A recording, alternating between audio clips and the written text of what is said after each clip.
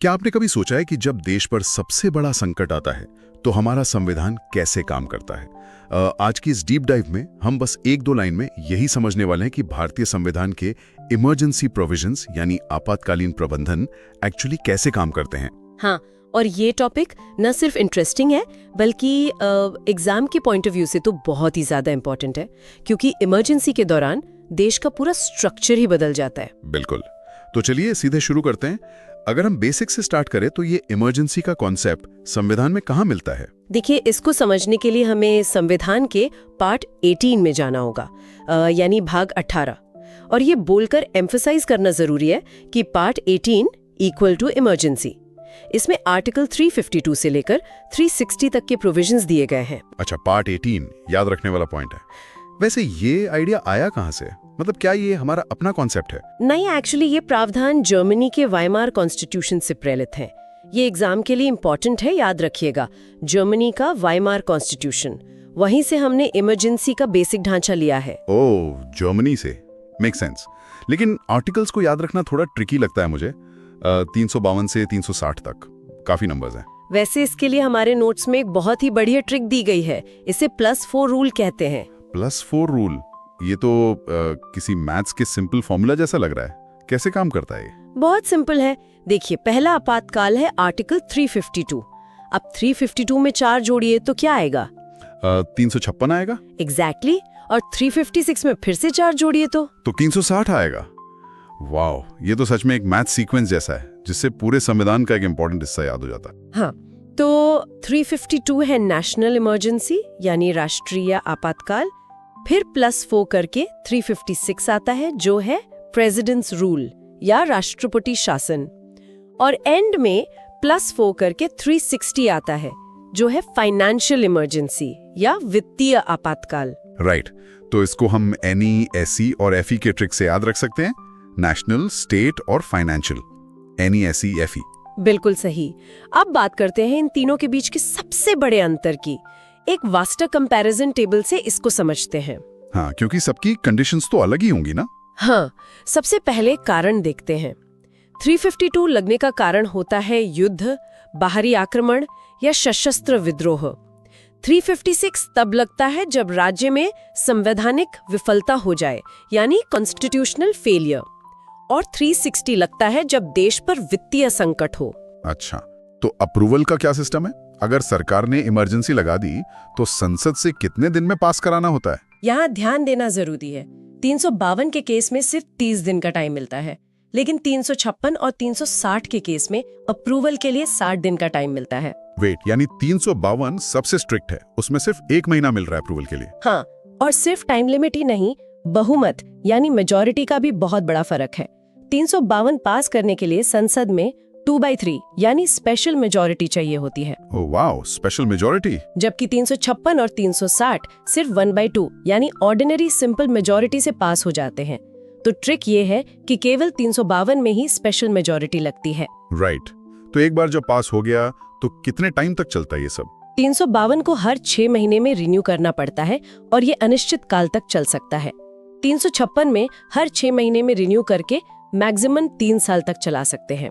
और 360 एक बार लग गया तो अनिश्चित काल तक चलता है बिना किसी मैक्सिमम लिमिट के। और कैबिनेट की एडवाइस का क्या सीन है? 352 के लिए कैबिनेट की लिखित यानी रिटन एडवाइस जरूरी है, बाकी दोनों में सामान्य एडवाइस चलती है। तो अब तक क्लियर है 1+4 रूल और तीनों इमरजेंसी का बेसिक अंतर।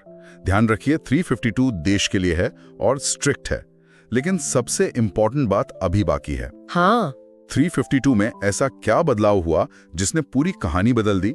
इसका इंपॉर्टेंट पॉइंट आगे आता है जब हम 352 का गहराई से विश्लेषण करते हैं। तो 352 जैसा कि हमने बात की, वॉर, एक्सटर्नल एग्रेशन, और पहले इसमें एक वर्ड था इंटरनल डिस्टर्बेंस यानी आंतरिक अशांति। राइट, पर नोट्स कहते हैं कि 44th अमेंडमेंट यानी 44वें संशोधन ने इंटरनल डिस्टर्बेंस को हटाकर आर्म्ड रिबेलियन जोड़ दिया। ये शब्दों का बदलाव इतना इंपॉर्टेंट क्यों है? देखिए, इंटरनल डिस्टर्बेंस एक बहुत ही वेग टर्म था। इसका कोई क्लियर मतलब नहीं था, इसलिए इसका मिसयूज होना आसान था। इसलिए 44th अमेंडमेंट में इसको हटाकर आर्म्ड रिबेलियन यानी सशस्त्र विद्रोह कर दिया गया, जो एक क्लियर कंडीशन है। समझ गया। यानी बिना हथियार के विद्रोह को इमरजेंसी का आधार नहीं बनाया जा सकता। अब समझ आ रहा है ना? इस पॉइंट को याद रखना है। और इसको हटाने का प्रोसेस क्या होता है? इसको हटाना काफी सिंपल है। राष्ट्रपति जब चाहें इसको वापस ले सकते हैं या फिर लोकसभा सिंपल मेजॉरिटी से प्रस्ताव पास करके इसे हटा सकती है। अगला इंपॉर्टेंट टॉपिक है स्टेट लेवल के इमरजेंसी, यानी प्रेसिडेंट्स रूल। इसमें 356 और 365 दोनों का जिक्र है। ये दोनों अलग हैं क्या? हाँ, आर्टिकल 356 तब लगता है जब राज्य संविधान के अनुसार काम ना करे, और 365 तब लगता है जब राज्य केंद्र के निर्देश मानने से इनकार कर दे। दोनों ही केसेस में राष्ट्रपति शासन लग सकता है। वेट, 365 के अंकों को अगर हम पलट दें तो 356 बन जाता है। 365 से 356। क्या कमाल की ट्रिक है दोनों अनुच्छेद याद रखने के लिए। हाँ, ये याद रखने की बहुत अच्छी ट्रिक है।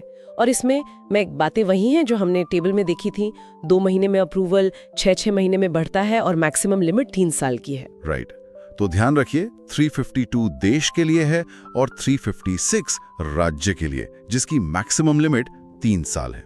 अब सबसे इंपॉर्टेंट पार्ट पर आते हैं। बिल्कुल। इमरजेंसी में आम इंसान के अधिकारों का क्या होता है, फंडामेंटल राइट्स का क्या होता है? यहाँ 2 आर्टिकल्स हैं, 358 और 359। ये एग्जाम के पॉइंट ऑफ व्यू से मोस्ट इंपॉर्टेंट है। देखिए, आर्टिकल 358 कहता है कि जैसे ही एक्सटर्नल इमरजेंसी लगेगी, आर्टिकल 19 ऑटोमेटिकली यानी स्वतः ही निलंबित हो जाएगा। ओह, तो 358 ऑटो है। एग्जैक्टली।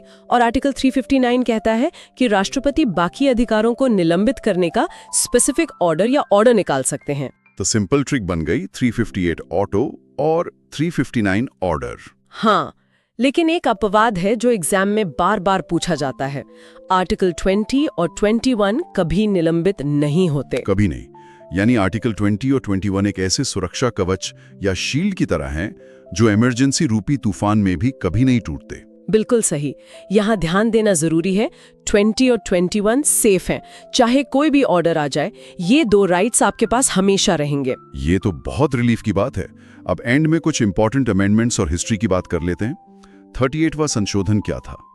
38वें संशोधन में इमरजेंसी से जुडिशियल रिव्यू हटा दिया गया था, मतलब कोर्ट्स इस पर दखल नहीं दे सकते थे।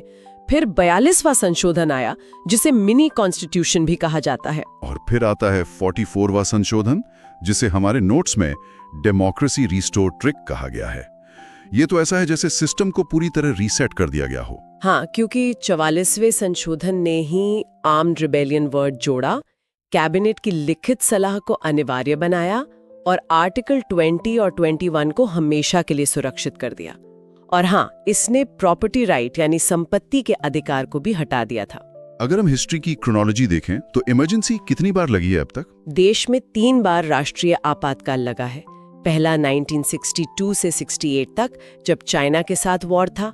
दूसरा 1971 से 77 तक, पाकिस्तान वॉर के टाइम। और तीसरा 1975 से 77 तक, जो इंटरनल इमरजेंसी थी।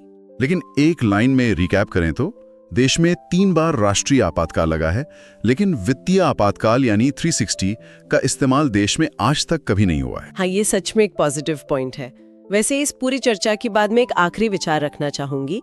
जरा सोचिए, हमारे संविधान निर्माताओं ने कैसे शक्तियों के बीच एक ऐसा बैलेंस बनाया है कि संकट के समय देश को बचाया भी जा सके और साथ ही नागरिकों के सबसे जरूरी अधिकार भी सुरक्षित रहें।